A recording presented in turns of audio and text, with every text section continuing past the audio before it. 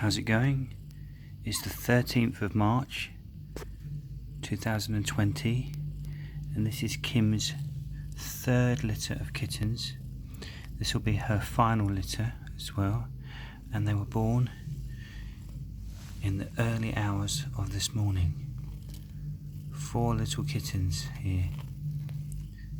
So everyone's doing well, and if you'd like to see them develop and grow right up until they go to their home, you can follow this playlist, and we'll have lots of fun seeing them grow and develop and all the excitement that entails.